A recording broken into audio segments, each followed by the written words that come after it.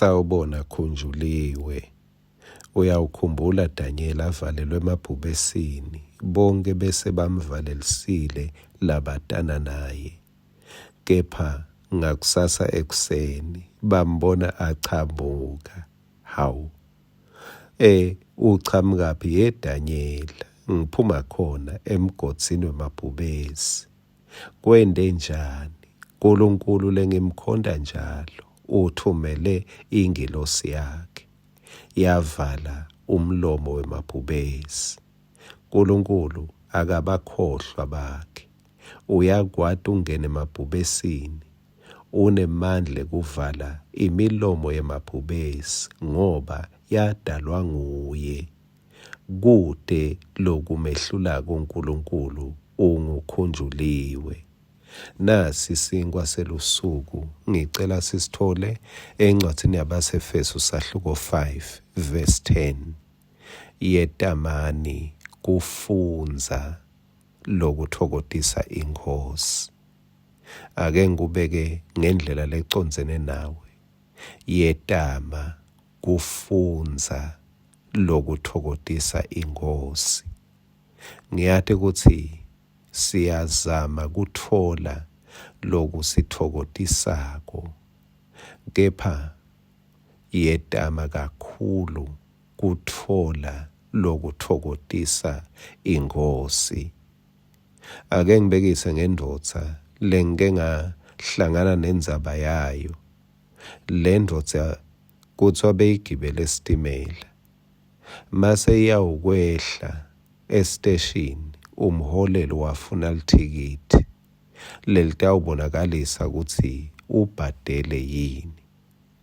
Indvodza yafuna thikithi bewula nani kutholakala. Lo mholeli wase uthi ngicela ungiside ngoba siyakwati siyade ukuthi ubhadele, kepha ngicela ungiside. Mase ufikile ekhaya ubosithumelela leli thikithi, ulithumele ehhovisi ngeliposi. Le ndodza yaphendula yathi, uyathi angisahlushwa nangileli thikithi kuthi wena uyalifuna, kepha sengihlushwa kuthi mangingalitholi leli thikithi angathi ukuthi ngiyakuphi. Kusho ukuthi leli thikithi leli kumbe la bekaya khona bekacala kuya, and kuleli thikithi bekubhaliwe lapho aya khona. Ngiko athi uma ngingatholi lithikithi angathi ukuthi ngiyakuphi. Yetama kuthola lokuthokozisa inkosi. Leni ngoba mawungakwati lokuthokozisa inkosi awadi lapho uyakhona. Utawuhamba udzinwe, kepha solo ungafiki. Utawufuna ungafumani. Utawucela ungaphiwa. Uma ungakwati lokuthokozisa inkosi.